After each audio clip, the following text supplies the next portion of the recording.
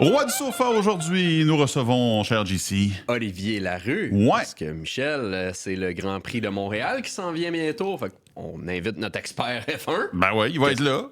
Ben oui, on a eu Mathieu qui est expert F1 aussi, mais C'est là, vrai. l'autre expert F1, celui qui rencontre les pilotes, celui qui suit là comme Le vrai journaliste. le vrai journaliste, Olivier Larue. Puis il va aussi nous parler de F1 Academy, Oui. qui sont les filles. D'ailleurs, Netflix a sorti une série, je pense qu'on risque de s'en parler avec Oli. Là. C'est une excellente série Netflix sur les pilotes.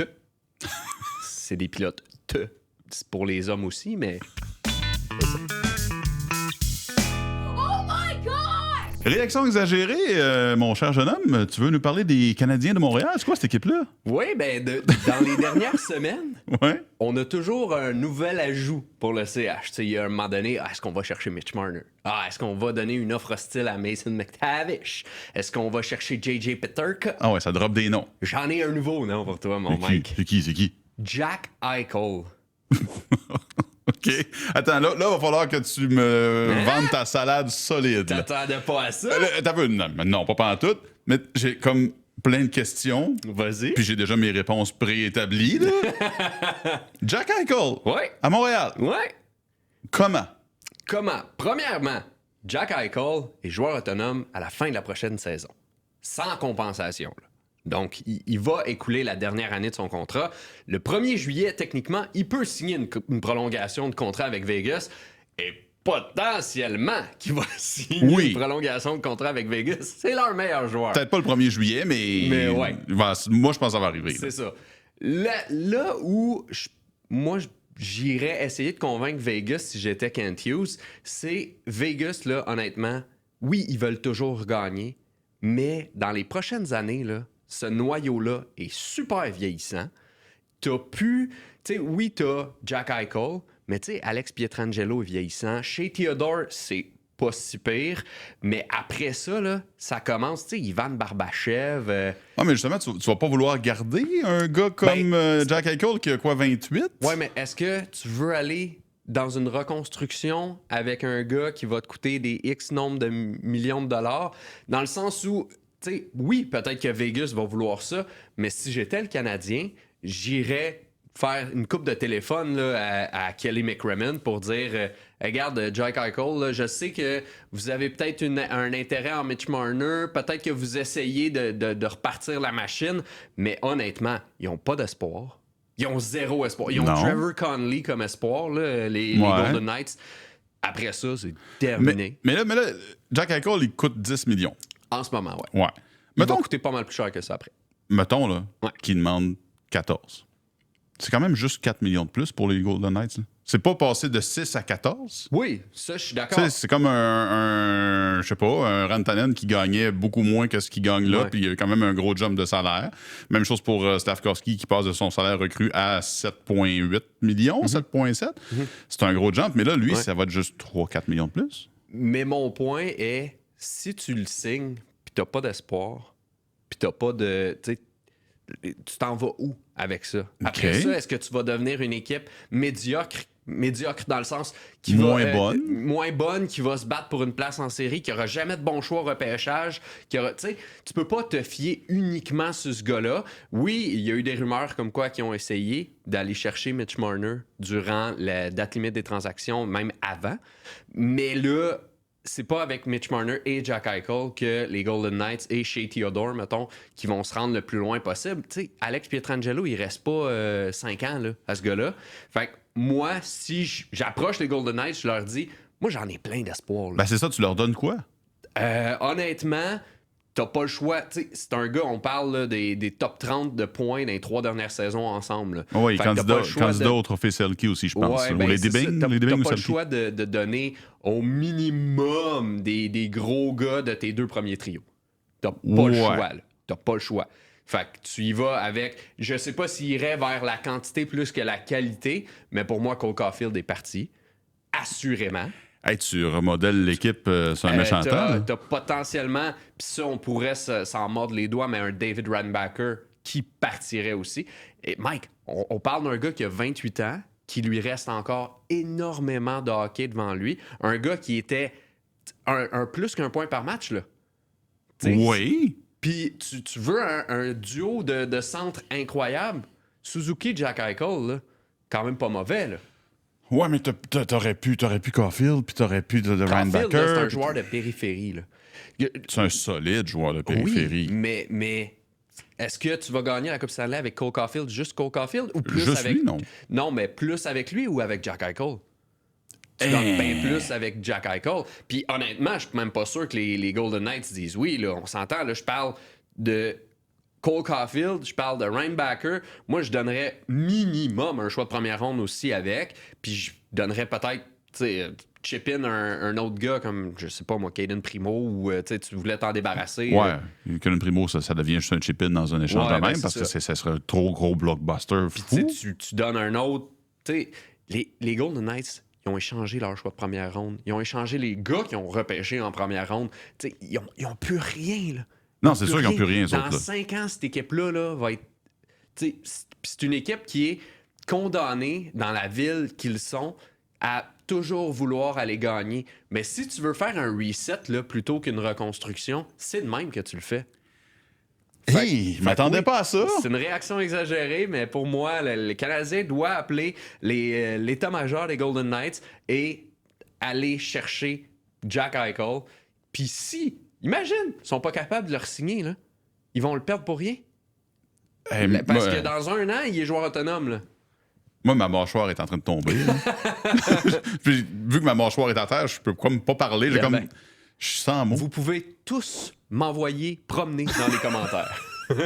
Faites pas ça, mais commentez là-dessus. C'est comme... Ah ouais. OK. Ça me tentait. Ben oui, t'as bien fait. C'est correct. Réaction exagérée. Moi, la mienne est moins... moins exagérée. Disons ça comme ça. C'est peut-être plus un rant qu'une réaction exagérée, parce que je trouve que c'est trop long, le temps entre la fin des finales d'association puis le début de la finale de la Coupe Stanley.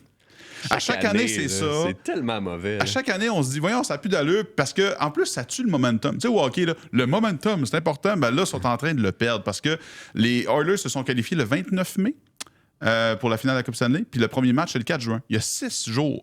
Pourquoi pas faire juste 3 jours? Ils sont habitués de jouer aux 2 jours, puis peut-être que c'est une question de planification, puis mais laisse le monde stand-by, puis fais des plans différents, fais des propositions, arrange-toi pour que si c'est ça qui arrive, c'est ça qui va se passer. Fait que, tu sais... Puis que la finale de la Coupe Stanley dure 2 semaines parce qu'il y a des matchs aux 3 jours. Là. Ben, c'est ça. Là, les matchs là, de la finale de la Coupe Stanley, c'est le 4, 6, 9, 12 et 14 juin pour l'instant. Mettons les 5 premiers. Ouais. Mais l'affaire, là, c'est que ça arrive en même temps que la finale de la NBA. Ouais. Il n'y a pas de match les mêmes jours. C'est sûr qu'ils ne joueront pas le même soir. C'est toujours 1. Mais, tu sais, aux États-Unis, là, mettons la Ligue nationale, là, tu dis que tu aurais pu profiter d'un 2, 3, 4 jours où tu avais tout pour toi. Là. Parce que là, il n'y a pas de NBA pour l'instant. Il n'y a pas de finale de la Coupe Stanley. La Ligue nationale n'aurait pas avoir tout le plancher pendant 2 ou 3 matchs. Mais là, l'affaire, c'est que, mettons que la Ligue nationale joue le 4 juin. Le 4 juin, qu'est-ce qui va se passer? Ils vont parler... Hey, demain, il y a un match NBA aux États-Unis. Le 5, ils vont parler du match NBA. Le 6, la Ligue nationale joue, mais les États-Unis vont faire Hey, le game d'hier de la NBA. Fait que la NBA va prendre toute la place possible que le hockey aurait pu prendre avant. Puis je trouve ça plate que la Ligue nationale réagisse comme ça puis se dise on va concurrencer, on va... Non, c'est pas encore assez big aux États. C'est gros, là, mais t'avais une opportunité. T'avais le temps là, de gagner le momentum. Parce qu'en plus, là, t'as 6 jours où, tu sais, je parle pour les médias, là, je parle pour nous autres, là, on parle de... On radote les mêmes Au lieu affaires. de parler de la Coupe Stanley ou de la finale de la Coupe Stanley, j'entendais à la radio au matin encore, il parlait d'échanger le contrat de Carey Price. Puis tu sais, des affaires comme ça. Amener Jack Eichel à Montréal. Pourquoi on parle pas de la finale de la Coupe Stanley? Ouais. Parce qu'il y a un temps mort, puis la Ligue nationale aurait pu le remplir avec des matchs, puis je trouve ça poche. Je suis totalement d'accord. Puis juste question d'encore plus piler sur le sujet. La NBA, 2 Québécois en finale. Merci. Salut. Sur notre sofa, Olivier Larue, parce qu'on l'a mentionné en début d'émission, c'est le Grand Prix qui s'en vient. Et qui mieux placé que ce gars-là pour nous en parler? Et où peut-il être mieux placé que sur nos sofas? Ben, qu'un! Gars. Salut, dans messieurs. une monoplace, peut-être? Ah, ça, j'aimerais ça. Ouais, bonne idée, ça. Ah, mais là, c'est le Grand Prix qui s'en vient. On surveille quoi cette année à Montréal, au Grand Prix? Attends. Quand t'es venu à notre émission, tu nous as dit cette année, ça va être beaucoup plus excitant que l'année passée. C'est vrai. Ce qui est vrai, là, avec ce qu'on... Ouais. Ben, moi, Il y a c'est des plus histoires. un Max Verstappen en haut puis les autres après, là, tu sais. Ouais. Fait que, est-ce que ça aurait pu être plus excitant? Est-ce que tu es surpris de ce qui se passe en ce moment avec le succès chez McLaren? Je suis pas surpris des succès de McLaren, mais je pensais que, par exemple, que Ferrari serait plus proche. Ok. Je pensais qu'il y aurait un petit peu plus proche de McLaren. Tu sais, chez Red Bull, on l'est sur certains circuits. Max Verstappen a des victoires cette année, mais on ne l'est pas tout le temps. C'est parfois un peu plus difficile. Mais c'est vraiment Ferrari que je suis un peu déçu. Je pensais vraiment qu'on serait plus proche de McLaren puis qu'on pourrait pousser un petit peu plus pour la course au titre, ce qui n'est pas le cas jusqu'à présent. Il y a un tiers de la saison de fait. Parce que tu dis, ils ont Leclerc, ils ont Hamilton, c'est clair qu'ils vont être bons. Oui, mais tout est dans la voiture. C'est sûr, mais quand même, quand tu as deux pilotes comme ça, même si c'est une voiture qui peut être un petit peu moins performante, peut-être que les pilotes peuvent contourner les... Oui, c'est ce qu'on voit surtout chez Red Bull avec Verstappen. Je pense que lui, il prend une voiture qui est pas mauvaise, mais qui est pas excellente et il est capable de l'amener un petit peu plus loin. Je pense que ça, on le voit ça surtout chez Red Bull. Chez Ferrari aussi, mais ça dépend. Ça dépend des circuits, ça dépend des conditions. Mais on s'attendait à plus de cette voiture-là. On va voir en cours de saison si on parvient à l'améliorer un peu. Mais il y a beaucoup de changements aussi de réglementation pour l'année prochaine. Donc, rapidement, on va se tourner vers l'an prochain aussi pour les écuries qui sont peut-être pas là où elles pensaient être en ce début de saison. Donc, Moi, je voyais pas Oscar Piastri être Ouais, premier. il- Je voyais comme- plus Lando Norris. Ouais. Puis, mais pourquoi, selon toi? ben, Oscar Piastri, c'est seulement sa 3e saison en Formule 1. Là. Donc, c'est encore un jeune pilote qui avait démontré de belles choses, mais l'année passée, Norris était quand même devant lui, si bien qu'à un certain moment dans la course, on lui avait dit, bon, ben, à partir de maintenant, on va essayer d'aider un petit peu plus Norris pour essayer de battre Verstappen au championnat des pilotes. Donc, Norris avait été mis, Piastri avait été mis un petit peu de côté, mais c'est un excellent pilote, c'est un profil vraiment intéressant, il a un CV très intéressant, et là, ben, il a pris confiance et il est en train de prouver qu'il peut être lui aussi pilote numéro 1 de cette écurie-là. C'est ce qu'il fait depuis le début de l'année, puis honnêtement, je pense que présentement, à l'heure où on se parle, c'est lui le favori pour le championnat des pilotes cette Pour saison. vrai, il est surprenant. Là. Tu fais comme je m'attendais jamais à ce qu'il pogne le step comme il a fait. Là, Et il y a une personnalité pour ça. Là. C'est une personnalité très calme, un peu introvertie, mais on dirait que rien le dérange. Absolument rien. Peu importe ce que Verstappen, Red Bull va essayer de lui envoyer, de le piquer un petit peu. Norris, parfois, tombe dans le piège un petit peu. Piastri, pas du tout. Lui, il est là pour faire ses affaires. Puis ce qui se dit autour de lui, puis ce que les gens pensent, ça change pas grand-chose dans sa vie. Je pense que ça l'aide dans cette course au championnat-là. J'avoue. Ah, mais là, moi, je veux savoir. Oui, je te retourne. Merci. Qu'est-ce qui se passe à Montréal? Cette année, on s'attend à quoi, là? Ben, on s'attend au McLaren. Je pense que c'est un circuit en plus. Ben, la McLaren est bonne pas mal partout, mais c'est un circuit qui, en plus, je pense, va les aider avec des virages un peu plus lents qui correspondent un peu moins au profil de la Red Bull, par exemple. Donc, je pense vraiment qu'on va se tourner vers eux cette année.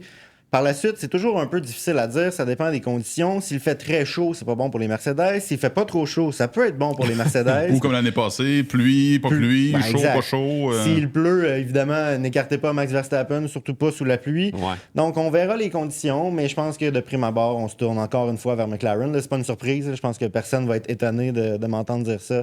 Mais c'est eux qui ont le vent dans les voiles présentement. On sait pas si ça va être trop chaud ou trop froid. On le sait plus avec Non. la Non, c'est ça. température ici. Beau mois de juin avec des pantalons, là, puis des hoodies, là, tu sais, ça n'a pas de sens. Mais mettons que si t'avais un vieux 2 piastres là, à gager, là, tu gagerais ça sur qui, Montréal? Ben, on vient de parler de Lando? Piastri. Ouais, Hein. Piastri. Je pense que c'est lui, présentement, qui a le vent dans les voiles. Norris aussi, je pense qu'il peut être intéressant. Ça peut être intéressant, surtout que lui pensait gagner l'année passée. Il était en tête et il y a eu l'intervention de la voiture de sécurité qui avait souri à Max Verstappen et Norris avait un peu le sentiment de s'être fait voler, là, entre parenthèses. Ça fait partie de la course, là, mais il y avait le sentiment qu'il était le plus rapide à Montréal l'année passée. Donc, est-ce que ça pourrait le nourrir quelque peu et dire, ben là, cette année, pas question de laisser filer ça. Peut-être que ça peut aider Norris. Sinon, ben, je sais pas, George Russell, peut-être position de tête l'année passée.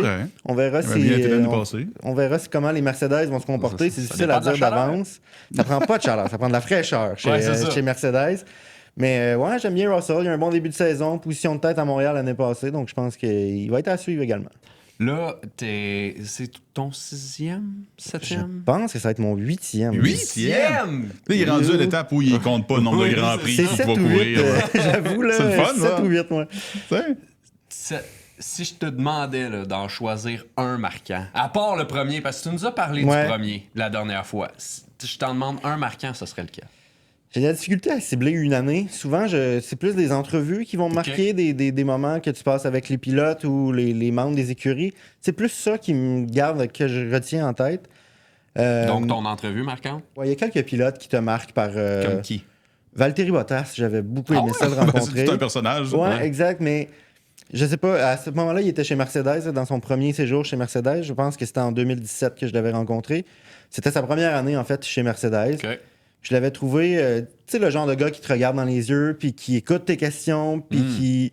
Tu sais, c'est pas un... Il était moins flashy à ce moment-là. Maintenant, il l'est un peu plus, là, avec ses cheveux derrière, sa coupe longueuil. À ce moment-là, il était un peu plus conservateur, mais, tu sais, il disait les choses telles qu'elles sont. Il était très honnête, très ouvert. J'avais beaucoup aimé mon entrevue avec lui. C'est pas un Kimi Raikkonen qui te regarde un peu de façon dédaigneuse, pour dire hey, que j'aille que tu sois dans ma face. Tu parles de Raikkonen, c'est un Finlandais aussi, Valtteri Bottas. Ils ont un peu ce calme-là, cette espèce de personnalité où on ne parle pas pour rien dire, mais plus ouvert que Raikkonen quand même. Donc, j'avais aimé cette discussion-là avec lui. Raikkonen, c'était quelque chose. Si je tourne la question à cette année ou l'année prochaine ou l'autre année d'après, l'entrevue que tu rêves de faire, c'est à qui?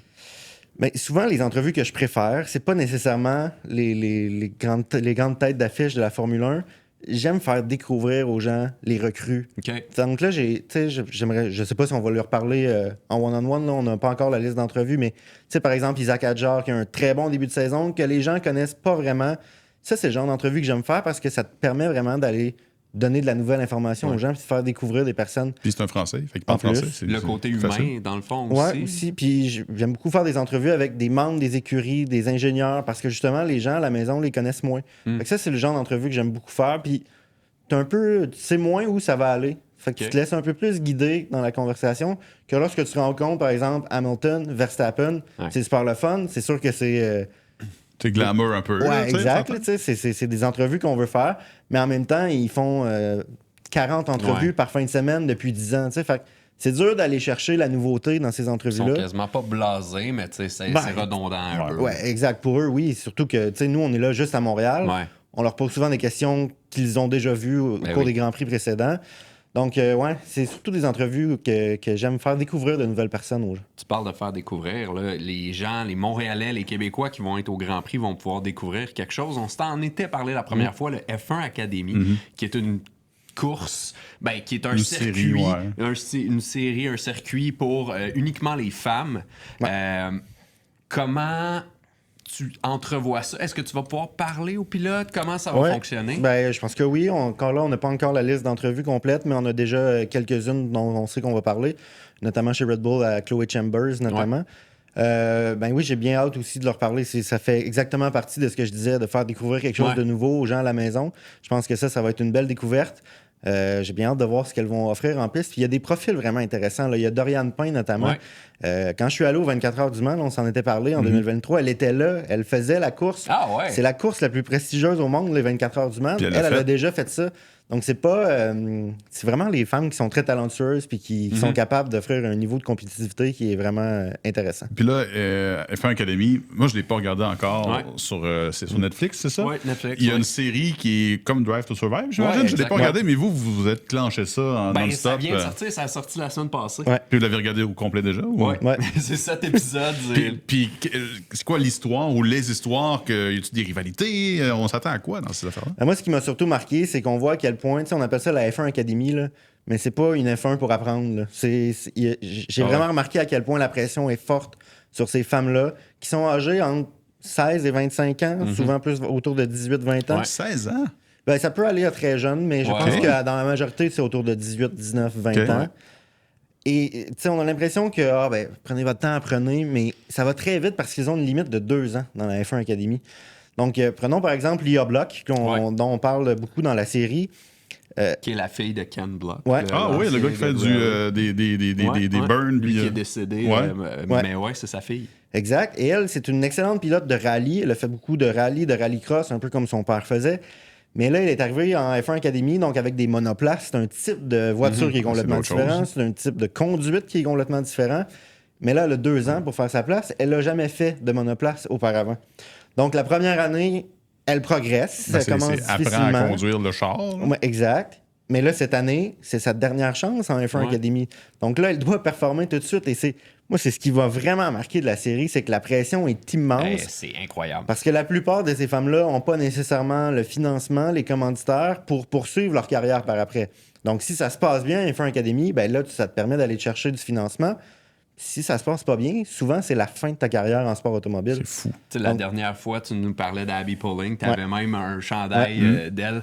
Puis tu vois dans le documentaire, dans la série, que elle-même est à son bureau, dans son appartement, en train de printer elle-même les affaires de chandail pour les envoyer, puis c'est ça qui finance. Elle finit par, spoiler, là, elle finit par gagner la série. C'est pas vraiment un spoiler parce que c'est l'année passée, mais c'est fou de voir tout ça. Tu sais, t'en as qui partent au début, qui sont super populaires, puis tu vois dégringoler complètement le mental qui flanche au complet, tu vis ça, c'est vraiment le fun. Puis pour ceux qui savent pas, dans le fond, la directrice, c'est Susie Wolf, qui est la femme de Toto Wolff. Exact.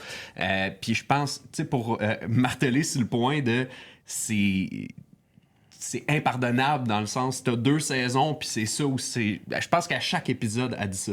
Elle dit, si ça fonctionne pas à F1 Academy, va pas ailleurs, parce que ça fonctionnera jamais. Fait que c'est assez incroyable. Okay. Ouais, puis tu sais, je trouvais ça intéressant qu'on le démontre aussi dans le cas de Bianca Bustamante, qui était chez McLaren l'année passée. Elle connaît une saison difficile, puis ça se met un peu à aller, tu sais, une roue qui tourne et elle perd confiance, elle fait plus d'erreurs. Et plus elle fait d'erreurs, plus elle perd confiance. Je trouvais ça intéressant quand même qu'on démontre ce côté-là. J'imagine que pour elle, c'est difficile de voir ça, mais ça reste que ça fait partie du sport, ça fait partie de l'histoire qu'on veut raconter.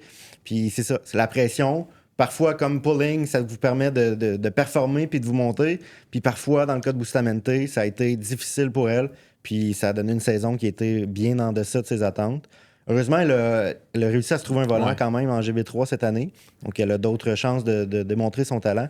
Mais on voit à quel point, une fois que la roue commence la spirale commence à tourner, ça peut être vraiment difficile de sortir de ça. Puis là, on parle de Netflix, mais la première fois que tu es venu... Je fais beaucoup de parallèles, mais tu voulais potentiellement nous parler des séries Netflix parce que Drive to Survive, c'est potentiellement la première vraie série Netflix qui a parti le Netflix Sport. Et ça joue encore parce que c'est éternel. Là, ça a fait monter la popularité de la F1 aux États-Unis. C'est un méchant temps. Dans le monde au complet. Aux États-Unis, bien sûr, mais partout dans le monde. Comment tu vois ça, toi? Ben moi, je suis vraiment content que la F1 ait été avant-gardiste à ce niveau-là. Maintenant, on en voit partout. Puis j'ai l'impression que les organisations sportives n'ont plus le choix d'embarquer là-dedans, que ce soit sur Netflix, sur YouTube, mais on plus le choix de montrer les coulisses de leur sport, on plus le choix de montrer les discussions qui se passent derrière les portes closes. Je pense que maintenant, avec ce que la F1 a fait, c'est un must pour toute organisation sportive. On le voit avec le Canadien, avec le documentaire sur Crave. Sur Netflix, il y a le golf, le tennis, le NASCAR embarqué là-dedans. Là, ils ont la lutte, ils ont fait des combats de boxe aussi. Donc, j'aime que la F1 ait été à l'avant-plan de ça. Je pense que c'est vraiment une belle façon de montrer son sport à de nouvelles personnes. Je pense que c'est vraiment ça le public cible, c'est de nouveaux partisans. C'est-à-dire, s'il y a quelqu'un qui dit « Ah, la F1, j'écoutais ça quand j'étais jeune, mais j'ai un peu perdu le fil au fil des années. » Je regardais Damon Hill, m'ennuie de lui. Ben, Jacques Villeneuve, ici au Québec, beaucoup de monde regardait ça quand ils étaient jeunes. Donc, c'est une belle façon de se remettre dans le sport, puis tout ça. Donc, ça, je trouve ça vraiment intéressant. Par contre, pour les grands partisans, disons comme moi, c'est sûr qu'on voit les erreurs ou les scénarios, disons, qu'on essaie de manipuler un peu, les histoires qu'on essaie de raconter. Ah ouais? Comme? Il y a beaucoup d'exemples avec Drive to Survive, juste avec les discussions radio qui sont prises d'un Grand Prix et qu'on met sur une conversation dans un autre. T'es-tu sérieux? Ah oui. Ben, dans la F1 Academy, je trouvais que c'était stagé un peu stagé. Ouais. Ah ouais? Ben, il y a les rencontres stagées avec les membres de la famille, tout ça, mais même dans ce qu'on raconte... Ça doit être malaisant. J'imagine pour eux, surtout, qu'ils doivent tourner ça, faire passer ça pour une discussion spontanée. Parle-nous de pas Formule 1. évident avec un paquet de caméras autour. C'est ça. Mais c'est ça, puis j'ai l'impression que Drive to Survive, on pourrait faire un petit effort journalistique un petit peu plus. On s'est jamais vanté d'être un documentaire, mais en même temps, les gens le voient comme ça, tu sais. Puis je pense qu'on pourrait être plus rigoureux dans les informations qu'on traite sans que ça devienne plus plate, tu sais. Sans que ça change vraiment la qualité de l'émission. Surtout si tu dis qu'ils prennent une conversation radio d'une course puis la mettent sur une autre course, ça ne fait plus, là.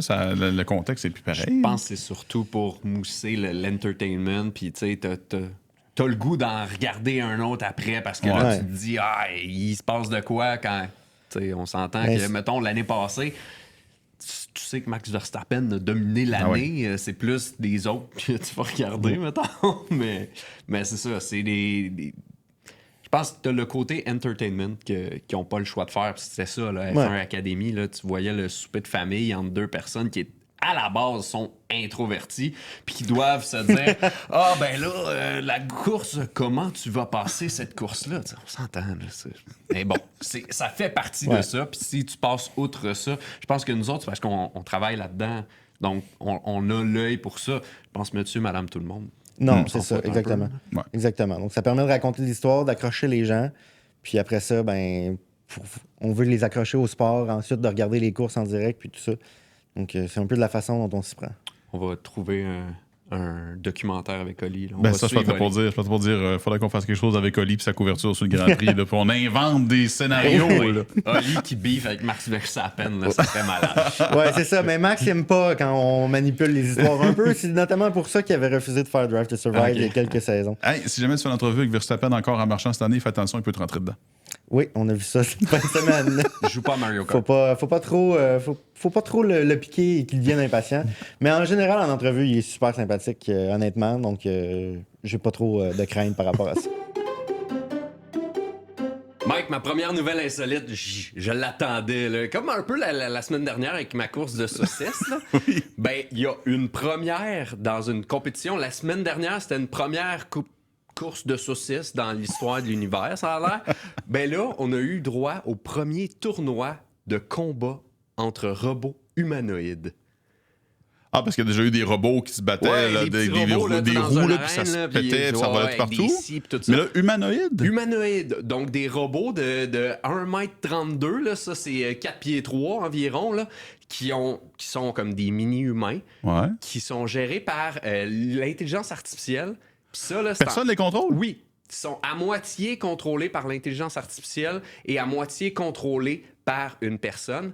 Et c'est un combat, là, robot contre robot, comme un match de boxe ou de MMA. Là. Ça, c'est en Chine, en passant, là, pour ceux qui se le demandent. Il y a des vidéos qui traînent un peu partout sur le web, là, si vous allez voir. Là, c'est quand même assez impressionnant parce que, justement, ils ont regardé des combats de boxe.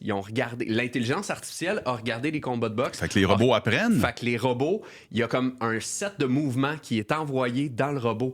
Fait que tu sais, c'est pas vraiment l'intelligence artificielle. Le robot ne décide pas, lui, qu'est-ce qu'il fait. Mais quand tu pèses sur des boutons, ben il sait quel combo aller chercher, un jab, un uppercut. Oui, le robot, il est capable, puis il y a un système de points. Fait que si tu frappes, un robot frappe l'autre sur le bras, ça fait 1 point. Si tu frappes ça, ça fait 3 points. Il y a des pénalités si le robot tombe à terre. Tu sais, tu fais un mauvais mouvement, puis il tombe à terre. Il y a des pénalités. Tu as un temps pour se relever ton robot.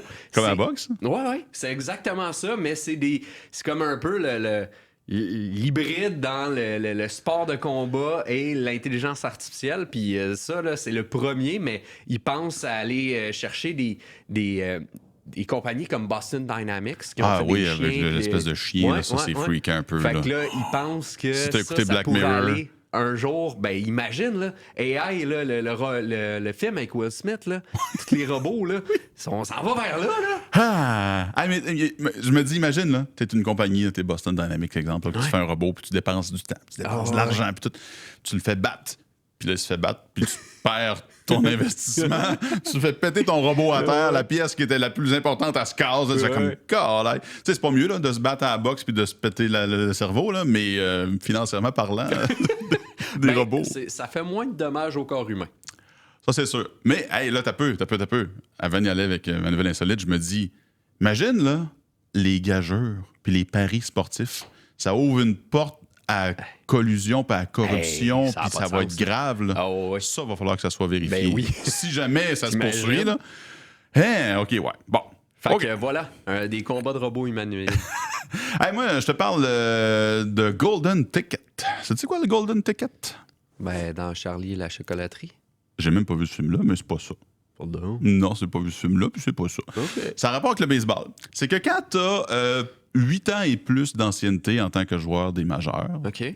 sur le terrain ou 25 ans dans le baseball majeur, dans les organisations, mais pas sur le terrain. Il te donne un golden ticket, un billet en or. OK. Puis là, tu prends, je savais pas que ça existait, mais ça existe depuis longtemps. Tu prends ce billet-là, tu arrives au gate du stade, n'importe quel stade. Tu sors ton golden ticket, il te laisse rentrer. Ah, ouais. Tu peux rentrer dans n'importe quel stade pour voir n'importe quel match de saison c'est régulière. cool, pas pour les séries, mais saison régulière, tu OK. peux. Puis c'est cool. c'est arrivé l'année passée, il y a eu un joueur qui est arrivé, je me rappelle plus du nom de l'ancien joueur, il est arrivé, puis il a donné son golden ticket, il voulait aller voir le premier match de Paul Skeens. Il s'est dit, tu sais, il y a oui. plein de monde qui veulent aller voir ça, je vais prendre mon golden ticket. Il y a Johnny Gomes, je sais pas, tu te souviens de lui? Oui. Johnny Gomes, Oui. bon. Ben, lui, il y en a un. Puis, tu sais, il s'est dit, qu'est-ce que je pourrais faire avec ce billet-là au lieu d'aller voir des matchs? Ben, il dit, je vais aller voir un match, mais je vais me filmer. Je vais mettre ça sur les médias sociaux. Fait que c'est fait genre une dizaine de milliers d'abonnés, Ah, ouais. juste parce qu'il y avait ça. Puis, normalement, les joueurs ne l'utilisent pas parce que tu as passé bien longtemps de ta vie à tu tout peux pas l'été à nécessairement. travailler dans les stades puis à jouer au baseball. Fait que là, tu dis, OK, on va prendre un break là, quand tu es à la retraite. Là. Mais il y en a qui l'utilisent. Ichiro Ah, Suzuki, ouais. il en a demandé 2. Pourquoi? Il en voulait un pour l'utiliser, puis un pour encadrer dans son salon. Ah, c'est cool. Ça. Ouais, c'est dit, comme c'est comme mon trophée, j'ai passé du temps dans les majeurs, Ah ouais. j'ai mon golden ticket au-dessus de ma télé, je suis content. That's it. Lui, il va voir les matchs des Mariners quand il veut. Ah, il peut voir n'importe quoi. Ouais, mais ouais. je savais pas que ça existait, fait que moi, je trouve ça un non peu plus. insolite. Ben, c'est ça. C'est très intéressant. Je sais pas si ça se fait au hockey ou dans d'autres sports, mais je sais qu'au baseball, le golden ticket, ça se Ça fait. serait quoi, mettons, au hockey? Euh, Le Golden Puck. tu présentes ta POC à Tu l'entrée. présentes ta puck, je peux rentrer. Ah, ce serait bon. Ce serait bon, j'aime ça. Je veux te parler de Kurt Adams Rosenthal. Ah, ben oui. Hein, tu connais? K-A-R, ses initiales. Oui. Oui, il est connu Carr. de même. Carr. C'est qui ce gars-là? C'est un jeune Britannique qui fait du canoë. Donc, il y a du slalom en canoë. Et son histoire est assez spéciale ces temps-ci parce que lui, c'est une étoile montante en canoë. En 2023, a gagné une médaille d'argent. Là, il rentre dans un programme qui est quand même assez prestigieux, qui est Paddle UK. C'est un programme pour l'envoyer ultimement aux Jeux olympiques.